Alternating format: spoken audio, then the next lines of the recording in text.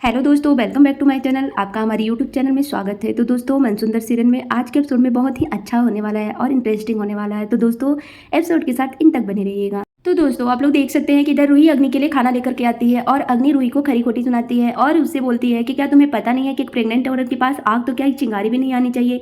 इस पर रूही को बहुत अफसोस होता है और वो सॉरी भी बोलती है। तभी नाहर बोलता है कि इसमें अकेले रूही की गलती नहीं है, उसमें मेरी भी गलती है। अग्नि को बहुत ज़्यादा गुस्सा और जलन आ रहा है। वो सोच रही है कि नाहर रूही का अभी भी साइड ले रहा है। उसके बाद रूही बोलती है अग्नि को खाना खाने के लिए। तभी अग्नि मना कर देती है कि नाहर, मुझे घर पे खाने का इच्छा नहीं कर रहा है, प्लीज़ कहीं बाहर लेकर जा रो। तभी नाहर मना कर देता है कि अभी तुम्हारी तबीयत ठीक नहीं है और बाहर जाना बिल्कुल भी अच्छा नहीं होगा तुम्हारी सेहत के लिए। ऐसे ही रूही खाने को वापस लेकर जाने लगती है। तभी नाहर उसे रोक लेता है और बोलता है अग्नि तो नहीं खा सकती, लेकिन मैं घर का ही खाना खाऊंगा। उसके बाद जैसे ही रूही खाने रखने लगती है तभी अचानक से जूस गिर जाता है। तभी उधर से नाहर जाने लगता है, उसका पैर फिसल जाता है। तभी गिरने ही वाला होता है कि रूही उसे बचा लेती है और यह सब देख करके अग्नि को बहुत ज़्यादा गुस्सा और जलन होता है। इधर पलक की माँ साबुन ढूंढने के चक्कर में वो वहीं बेड के नीचे सो जाती हैं और उसे पलक की याद आती है कि पलक उसे साबुन ढूंढने के लिए बोलती है। तभी वो चिल्ला उठती हैं। उसके बाद वो देखते हैं कि कहीं कोई नहीं है। तभी वो वहीं से निकलने लगती हैं और इधर क्या देखते हैं कि जूही एप्पल खाने के लिए फ्रिज को खोलती है और एप्पल लेकर के वहीं से चली जाती है। तब पलक की माँ को बहुत ज़्यादा तेज़ से भूख लगी होती है और वो देखते हैं कि जूही एप्पल खाने जा रही है। तभी वो सोचती हैं कि मुझे भी भूख लगी है और मैं भी कुछ खा लेती हूँ। तभी वो फ्रिज के पास चुपके से जाती हैं और खोलती हैं तो क्या देखती हैं कि एप्पल भी रखा हुआ है और केक भी रखा हुआ है।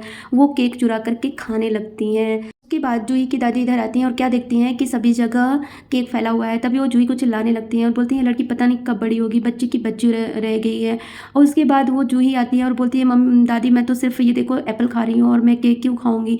तभी दादी बोलती हैं कि मुझे ऐसा क्यों लग रहा है कि कोई मेरे घर में कल से ही छिपा हुआ है। इधर नाहर जैसे ही जाता है वैसे ही रूही गेट बंद करने लगती है। तभी अचानक वहाँ अग्नि आती है और बोलती है कि ये नाहर तो चले गए रूही, और मुझे कुछ ज़रूरत थी क्योंकि डॉक्टर ने मेरे खाने के लिए कुछ चेंजिंग की है। इधर जूही की दादी चोर को ढूंढने के चक्कर में पूरे घर में छानबीन करती हैं लेकिन नहीं पाती। इधर पलक की माँ छिपी हुई होती हैं। तभी वहाँ पर अंकल जाते हैं और बोलते हैं कि ये कपड़ा मुझे चुभ रहा है, कोई दूसरा पूनम निकाल दो। और ये सब पलक की माँ देखती रहती हैं। तभी पूनम आंटी दूसरा कोई ड्रेस निकाल करके देती हैं पहनने के लिए और ये सब पलक की माँ छिपके से देखती हुई रहती हैं कि पता नहीं कब ये सब जाएंगे और मैं यहाँ से निकलूँ। फिर अग्नि रूही को बोलती है कि ऐसा करो, नाहर तो चला गया, तुम ही ये लिस्ट लो और सामान लेकर के आओ बाहर से। तभी वहाँ सोनिया आंटी जी आ जाती हैं और बोलती हैं मैं तो बाहर जा ही रही हूँ, ऐसा करो लिस्ट मुझे दे दो, मैं कीर्तन सुन करके उधर से आते वक्त लेकर के आऊँगी। तभी अग्नि सोचने लगती है कि अरे सोनिया आंटी जी जाएंगी तो मेरे प्लान पे तो सारे पानी फिर जाएगा। अभी अग्नि कुछ बहाने करती है और सोनिया आंटी लिस्ट दे देती हैं रूही को सामान लाने के लिए। रूही बोलती है ठीक है, मैं थोड़ा जा करके अपना बैग ले लूँ और उसके बाद मैं तुम्हारा सारा सामान लेकर के आऊँ। इधर अग्नि बहुत ही ज़्यादा खुश होती है। उसके बाद अपने गुंडे को कॉल करती है और बोलती है कि तुम्हारा शिकार यहाँ से निकल चुका है। अग्नि अपने गुंडे से बोलती है कि इस बार निशाना चुकना नहीं चाहिए। इधर रूही मार्केट में आ जाती है और सब्जियां और फल ले लेती है। उसके बाद सब्जी वाले भैया को पैसा दे देती है। तभी वो जाने लगती है। अचानक पीछे से उसका गुंडा पीछा करने लगता है चोरी चोरी। रूही अनजान रहती है और ये सब नहीं जान पाती कि उसके पीछे कोई है। इधर पलक की माँ किसी तरीके से पूनम आंटी के घर से बाहर निकलती हैं जान बचा करके। तभी पूनम आंटी उसको पकड़ लेती हैं और बोलती हैं चोर चोर चोर। तभी पूरी फैमिली बाहर आ जाती है और क्या देखती है कि पलक की माँ उसके अंदर है।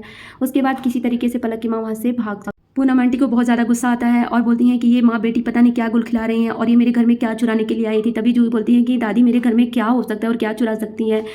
इधर नाहर का भी फाइल छूट जाता है घर पे ही, वो वापस लेने के लिए जाता है और क्या होता है कि मंगलसूत्र वो गुंडा जो है वो चुरा करके लेकर के भागने ही जैसे लगता है वैसे ही रूही चिल्लाने लगती है मेरा मंगलसूत्र मेरा मंगलसूत्र। ये सब नाहर देखता है कि ये रूही है और रूही क्यों चिल्ला रही है। तभी वो गुंडा वहाँ से भाग निकलता है और रूही गिर जाती है। तभी वहाँ अचानक नाहर आता है और क्या देखता है ये तो रूही है। रूही को उठाता है और सभी लोगों से बोलता है कि इसको देखते रहिए। इधर अग्नि बहुत ज़्यादा ही खुश होती है कि रूही बहुत उसको घमंड था ना अपने मंगलसूत्र पे, अब वो बिना मंगलसूत्र के आएगी और मैं नाहर के नाम का मंगलसूत्र पहनी रहूँगी। तभी वहाँ अचानक दादी आती हैं और बोलती हैं अग्नि तुम इतना खुश क्यों हो। तभी वो अपनी गुड न्यूज़ बताती है दादी को। इधर नाहर रूही को समझाते हुए बोलता है कि मैं तुम्हारी मदद कर रहा हूँ, मैं कर रहा हूँ, मैं लेकर के आऊँगा तुम्हारा मंगलसूत्र। उधर गुंडा भागता रहता है। तभी नाहर क्या करता है कि नारियल उसके ऊपर फेंकता है, तभी वो गिर जाता है। तो आप लोग को क्या लगता है कि नाहर उस गुंडे से रूही का मंगलसूत्र ला पाएगा और रूही का वापस कर पाएगा मंगलसूत्र। तो दोस्तों, आज का एपिसोड यहीं पर समाप्त होता है। मिलती हूँ आपसे एक नए एपिसोड के साथ। धन्यवाद।